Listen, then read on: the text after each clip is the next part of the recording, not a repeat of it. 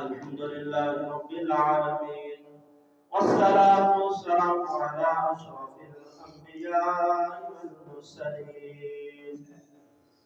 أما بعد، فأعوذ بالله من الشيطان الرجيم. بسم الله الرحمن الرحيم. قال الله تبارك وتعالى في القرآن المجيد والفرقان الحميد: والعصر إن الإنسان لفي خسر إلا الذين آمنوا وعملوا الصالحات وتواصوا بالحق وتواصوا بالصبر. آمنت بالله صدق الله العظيم. قال الله تبارك وتعالى في عظمة شان حبيبه مخبرا وآمرا: إن الله وملائكته يصلون على النبي يا أيها الذين آمنوا صلوا عليه وسلموا تسليما. صلى الله عليك يا رسول الله، وسلم عليك يا حبيب الله. نعمت ہے بانٹتا جس سمت ذیشان گیا، نعمت ہے بانٹتا جس سمت ذیشان گیا، ساتھ ہی منشی رحمت کا قلم کام گیا، نعمت بانٹتا انہیں جانا انہیں مانا نہ رکھا غیر سے کام، انہیں جانا انہیں مانا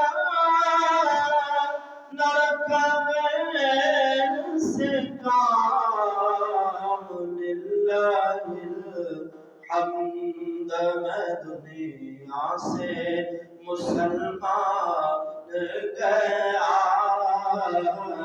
للہ الحمد میں دنیا سے مسلمان گیا،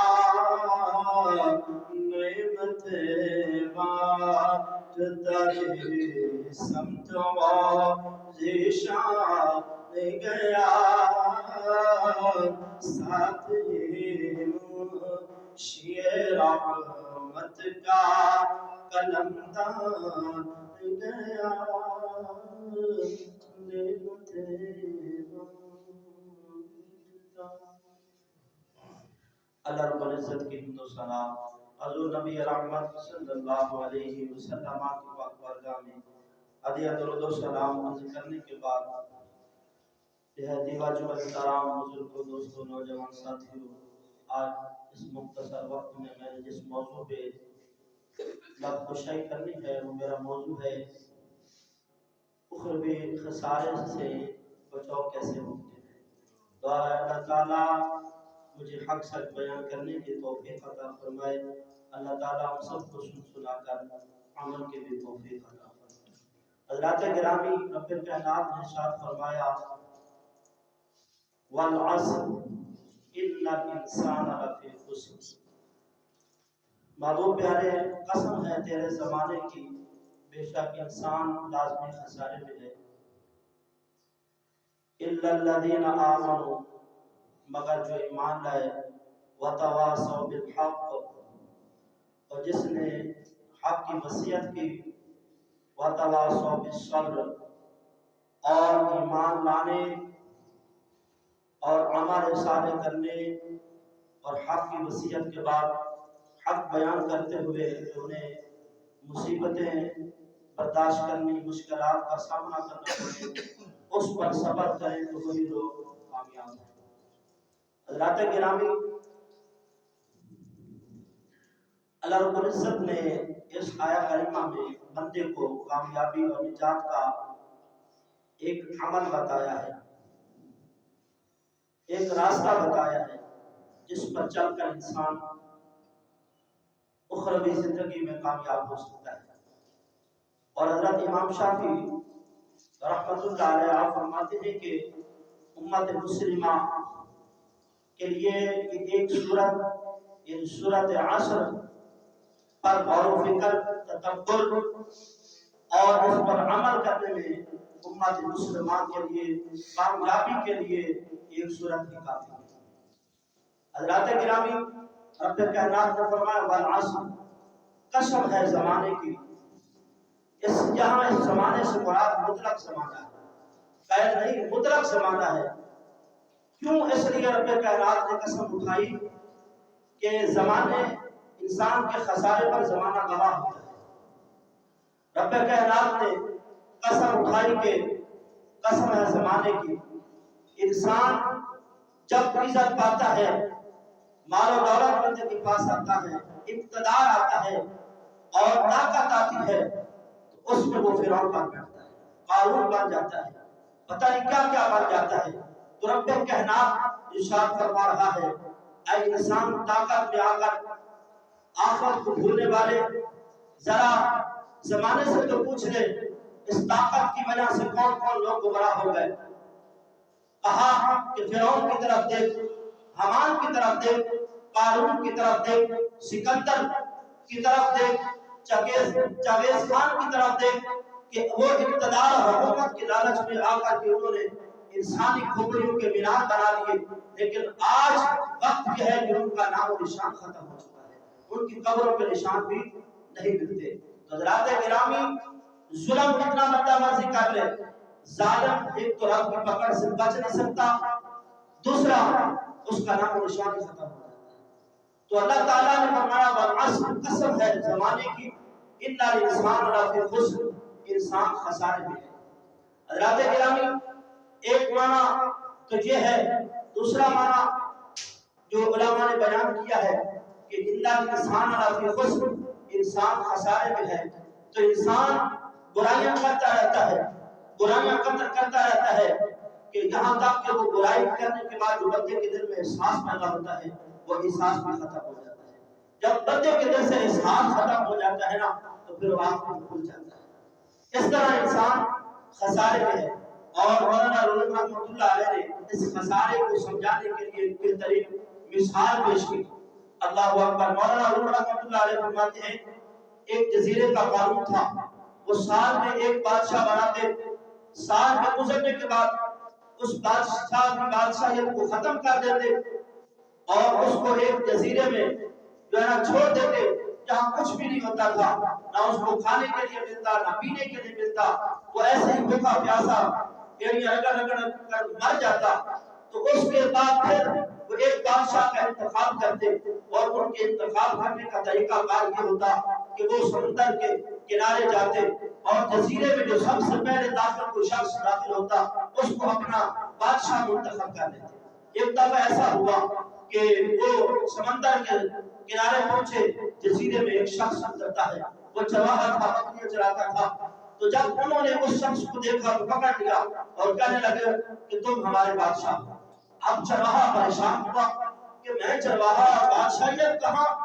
حضرات گرامی، انہوں نے سارا اپنا قانون بتایا کہ ہمارا اصول طریقہ یہ ہے کہ وہ چرواہا سمجھدار تھا، وہ بادشاہیت کے لیے مان گیا۔ لیکن جب وہ بادشاہ بنا، بادشاہ بننے کے بعد سب سے پہلے اس نے اپنے متعلقہ خادمین جو اس کے تابع تھے ان کو کہا کہ مجھے تم نے بادشاہیت کے بعد جس جگہ پر چھوڑنا ہے، جس جزیرے میں تم نے چھوڑنا ہے، سب سے پہلے جا کر کے اس مقام پر پھلدار درخت لگاؤ۔ اس کے بعد اس نے کہا وہاں خوبصورت عمارت بناؤ۔ حضرات گرامی، اس کے کہنے پر پھلدار درخت لگائے گئے، خوبصورت عمارتیں بنائے گئی۔ جب محل تیار ہو گیا، اب اس کا سال بھی پورا ہو گیا۔ اب جب انہوں نے سال گزرنے کے بعد اس کی بادشاہیت ختم کی اب اس کو انہوں نے اس جزیرے میں چھوڑنا تھا. پہلے جب بادشاہوں کو چھوڑتے تھے تو اس کی جزیرے کے اندر کچھ بھی نہیں ہوتا تھا. اب یہ جو بادشاہ آیا تھا تو چلوایا، لیکن اللہ نے فہم سمجھ بڑی عطا فرمائی. سب سے پہلے اس نے اپنا بندوبست کیا اپنے اس مقام پر. سال کے بعد جہاں جانا تھا اس نے حضرات گرامی درخت لگوائے، پھلدار عمارات بنائی. اب جب اسے چھوڑا گیا تو ویرانہ نہیں تھا، پھلدار درخت بھی تھے، عمارات بھی تھے. اب حضرات گرامی پہلے بادشاہ برباد ہوتے تھے، اب جو جگہ بادشاہ کے بعد بادشاہ ختم ہوئی، اب وہ شانہ بشانہ زندگی گزار رہا ہے. تو حضرات گرامی اسی طرح مولانا روم فرماتے ہیں آج انسان تو بھی اس دنیا کے اندر آیا ہے، ایک نہ ایک دن اس دنیا کو ضرور چھوڑ کر جانا ہے. آخرت کے لیے کچھ کر لے، آج تیرے پاس موقع ہے کچھ کر لے. اگر تو نہ کچھ کر سکا تو پھر آخرت میں پچھتاوے کے علاوہ کچھ نہیں ہے. اس لیے حضرات گرامی آج ہمارے پاس وقت ہے، ہم تیاری کر لیں. آخرت کے خسارے سے بچنا چاہتے ہیں اور یقیناً ہر شخص بچنا چاہتا ہے، اس کے لیے ہمیں آج بھی تیاری کرنی پڑے گی. ورنہ پھر اس بادشاہوں کی طرح جو سال کے بعد جزیرے میں جاتے تباہ و برباد ہوتے تو تباہ و برباد ہو جائیں گے، آخرت برباد ہو جائے گی. آخرت میں ہم خسارے میں رہیں گے. اگر ہم خسارے میں سے بچنا چاہتے ہیں تو پھر آج بھی ہمیں آخرت کی تیاری کرنی پڑے گی، آخرت کے لیے تیار ہونا پڑے گا. اور حضرات گرامی رب کائنات نے ہمیں صرف خسارے کا بتایا نہیں بلکہ خسارے سے چھٹکارے کا بھی ہمیں بتایا ہے. خسارے انسان خسارے میں ہے نشانتہ ہی نہیں فرمائی بلکہ اس کے لیے ایک نسخہ بھی ارشاد فرمایا کہ قرآن نے کہا الا الذين آمنوا وعملوا الصالحات. رب کائنات نے 4 شرطیں ارشاد فرمائی. انسان اگر غفلت میں رہے گا تو آخرت میں خسارے میں رہے گا. اگر انسان ان 4 شرطوں پر عمل کر لے تو اس کی دنیا بھی بن جائے گی، آخرت بھی سمجھ جائے گی. پہلی شرط حضرات گرامی یہ ہے کہ رب کائنات نے فرمایا ان العصر ان الانسان لفی خسر الا الذين آمنوا. رب کائنات نے فرمایا بے شک انسان لازمی خسارے میں ہے لیکن الا الذين آمنوا، مگر وہ لوگ جو ایمان لائے، جنہوں نے اللہ تعالیٰ پر جو ایمان لے کے آئے. تو جو بندہ اللہ پر ایمان لے آتا ہے اس کے بعد عمل اس کو کام آتے ہیں. بندے کے پاس ایمان نہ ہو، یہود و نصارہ آپ دیکھتے ہیں ہندو سکھ کوئی کتنی چاہے نیک اچھی عمل کر لے لیکن ان کے پاس ایمان نہیں ہے، وہ بے فائدہ عمل ہے. سب سے پہلے ہمیں ایمان لانا پڑے گا عمل کے لیے. جب ہم ایمان لے آئیں گے تو پھر جب ہم نماز پڑھیں گے وہ بھی ہمارے کام آئے گی، روزہ جب ہم رکھیں گے تو وہ بھی ہمارے کام آئے گا، اور اس کے بعد جو بھی دیگر ہم عمل صالح کریں گے وہ ہمارے کام آئیں گے. اس لیے الا الذين آمنوا، انسان خسارے میں ہے لیکن وہ انسان خسارے میں نہیں جو ایمان لے، جو کلمہ پڑھ لے. اور اس کے بعد حضرات گرامی رب کائنات نے فرمایا وعاملوا الصالحات، عمل صالح نیک عمل. حضرات گرامی رب کائنات فرما رہا ہے اے انسان تو ہے خسارے میں لیکن جب تو ایمان لے آئے گا اور اس کے بعد عمل صالح کرے گا تو اس وجہ سے نہ صرف تو بچ پائے گا عمل صالح کی برکت کی وجہ سے کامیاب ہوگا بلکہ تو اس عمل صالح کی وجہ سے میری قربت بھی حاصل کر لے، میرے قریب بھی آ جائے گا. حضرات گرامی رب کائنات نے مختلف مقامات پر مختلف طریقے سے ہمیں عمل صالح کا طریقہ اور اصول بتایا ہے. قرآن مجید نے کہا وَاعْبُدُوا اللَّهَ وَلَا تُشْرِكُوا بِهِ شَيْئًا وَبِالْوَالِدَيْنِ إِحْسَانًا وَبِذِي الْقُرْبَىٰ وَالْيَتَامَىٰ وَالْمَسَاكِينِ.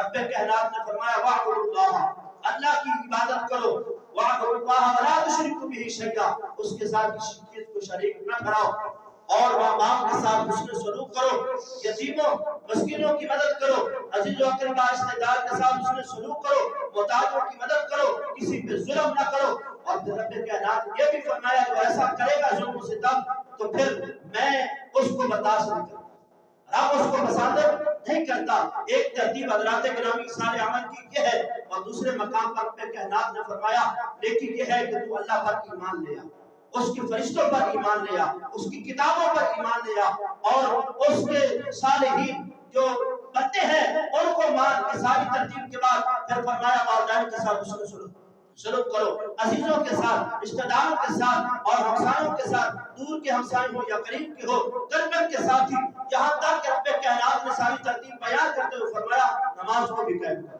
کیا کرو؟ اللہ کی محبت میں ان پر اپنا مال خرچ کرو، اور پھر آخر میں فرمایا نماز قائم کرو. کیا کرو؟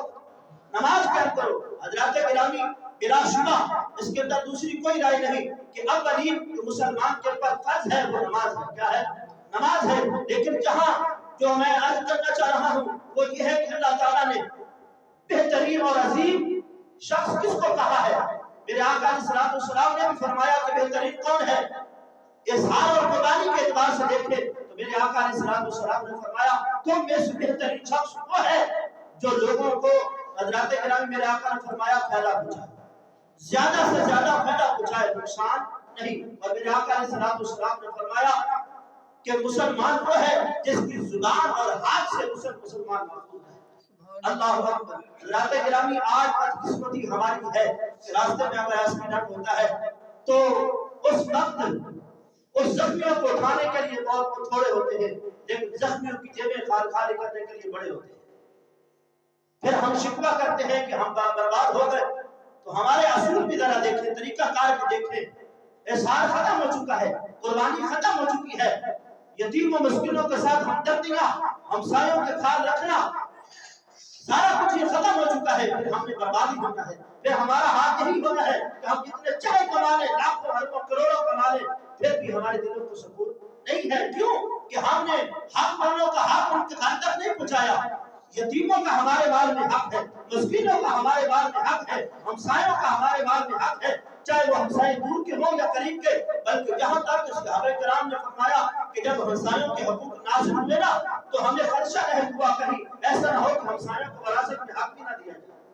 تو آج ہم یہ سب کچھ چھوڑ کر اطمینان دل کا سکون تلاش کرتے ہیں، ایسا نہیں ہوتا۔ اس لیے حضرات گرامی اپنے اندر اظہار پیدا کیجیے، قربانی پیدا کیجیے، ہمدردیاں پیدا کیجیے۔ جب ہم ایسا کریں گے تو پھر دیکھنا دل کو سکون پہنچتا ہے کہ نہیں پہنچتا۔ اللہ اکبر۔ دیکھو صحابہ کرام نے کیسے اظہار اور قربانی کے بے مثالیں چھوڑی۔ اللہ اکبر۔ حضرات گرامی حضرت ابو جہل بن حذیفہ رضی اللہ تعالیٰ عنہ فرماتے ہیں جب غزوہ تبوک یا غزوہ خندق کا جو بھی غزوہ تھا وہ ختم ہوا نا تو میں اپنے چچا زاد بھائی کو تلاش کرنے کے لیے زخمیوں میں پہنچا۔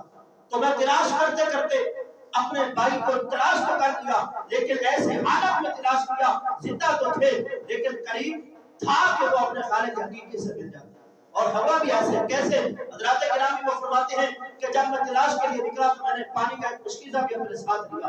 اللہ اکبر فرماتے جب میں نے اپنے چچا زاد کے پاس پہنچا تو وہ پانی مانگ رہے تھے، میں نے پانی ان کو پیش کرنے لیے لگا تو ساتھ ایک اور بھی زخمی پڑا ہوا تھا، وہ حشام بن ابو العاص تھے، انہوں نے بھی پانی مانگا، مجھے بھی پانی دو۔ حضرات گرامی اظہار سنیے، قربانی سنیے کہ صحابہ کرام ایک دوسرے کے لیے کیسے قربانی پیش کرتے تھے۔ وہ فرماتے ہیں کہ جب میرے بھائی چچا صاحب نے پانی مانگا، قریب میں نے اس کے منہ کے قریب لگا، ادھر سے آواز آئی مجھے بھی پانی دو۔ تو میرے بھائی نے کہا بھائی چھوڑو، مجھے چھوڑو، یہ ساتھ حشام بن عاص پڑے ہوئے، ان کو پانی پلاؤ۔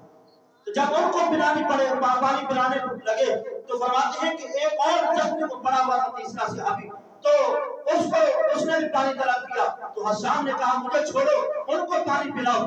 حضرت جہاں پہ حذیفہ فرماتے ہیں کہ جب میں اس تیسرے کے پاس پہنچا تو وہ شہادت کا جام نوش کر چکا تھا۔ اب میں جب واپس پلٹا تو حشام بن عاص بھی شہادت کا جام نوش کر چکے تھے۔ اب جب بھائی کے پاس آئے، چچا زاد بھائی کے پاس، وہ بھی شہید ہو چکے تھے۔ حضرات گرامی اظہار اور قربانی کی یہ بے مثال آپ کو کائنات میں کبھی نہیں نظر آئے گی کہ صحابہ کرام ایک تو ان پر زخموں سے چور وہ ہوئے ہیں، پیاس بھی لگی ہے، لیکن پیاس کے عالم میں وہ کیسے اپنے بھائی کے ساتھ ہمدردی کا مظاہرہ کر رہے ہیں۔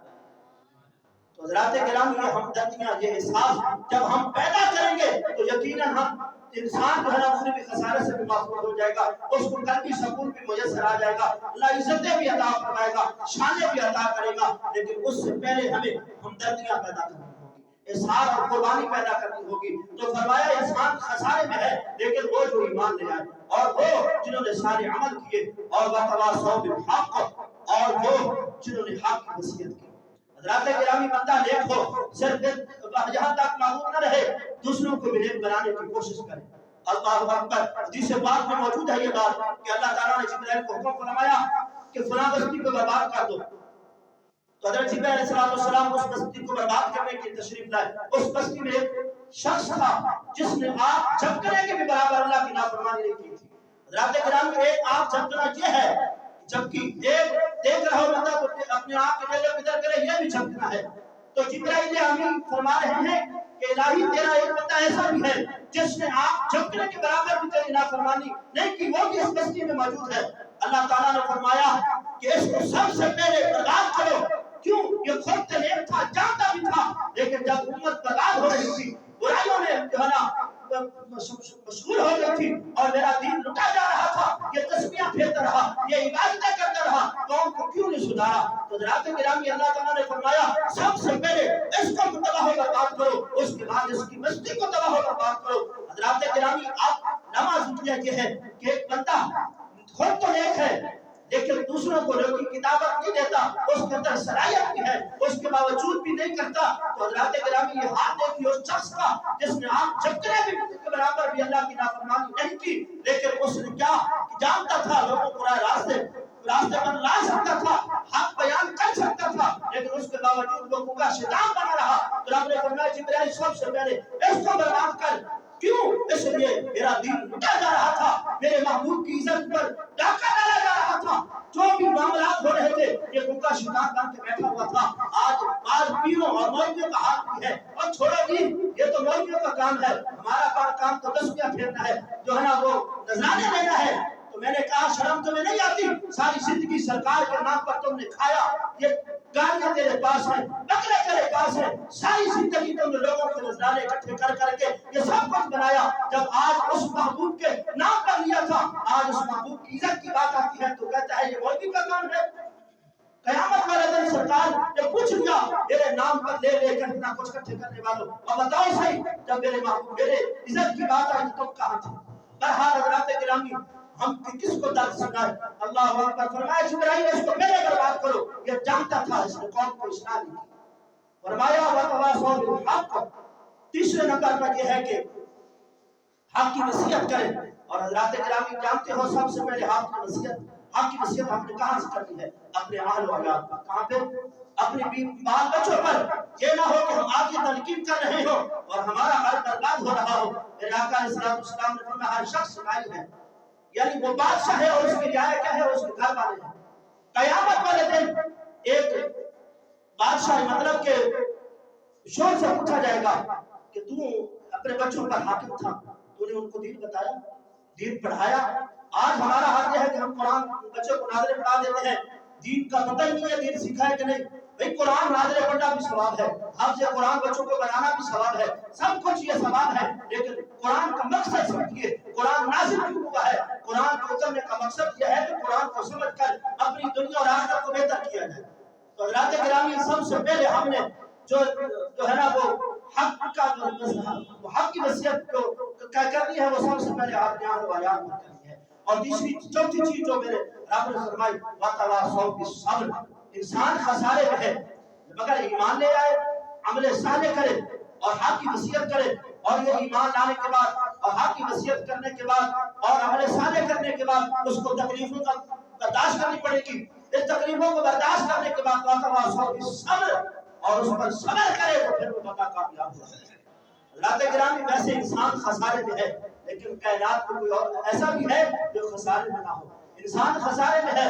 حضرات گرامی کائنات میں اللہ نے ہر چیز کو حسن عطا کیا لیکن کمیاں بھی رکھی. اللہ تعالیٰ نے شیر کو طاقت دی ہے لیکن اللہ نے اس کو باطل دی ہے. اسی طرح حضرات گرامی معصوم بچہ ہے، معصوم تو ہے لیکن اس کے بعد شباب جوانی کے اندر جو کچھ ہوتا ہے وہ نہیں ہے. بوڑھا ہے، تجربہ ہے لیکن اس کے بعد معصومیت نہیں ہے. کائنات میں کوئی ایسا بھی ہے کہ جس کے پاس ساری چیزیں موجود ہو، سارا حسن موجود ہو. رب نے فرمایا اتنا اعطیناک الکوثر، محبوب پیارے ہم نے آپ کو کوثر عطا کی. گویا کہ فرمایا محبوب پیارے ہم نے تمہیں ساری عظمتیں، سارا حسن کائنات میں جو کچھ بھی ہے اللہ نے اپنے حبیب کو عطا فرمایا. سبحان اللہ. تو معلوم ہوا ہر چیز خسارے میں ہے لیکن میرے آقا علیہ السلام کا اسوہ حسنہ وہ آپ کامل اور اکمل ہے. اس پر چل کر ہم اپنی دنیا بھی بہتر کر سکتے ہیں، آخرت بھی بہتر کر سکتے ہیں، اس کے علاوہ ہم کامیاب نہیں ہو سکتے. فرمایا والعصر، قسم ہے محبوب پیارے تیرے زمانے کی، ان الانسان لفی خسر، بے شک انسان خسارے میں ہے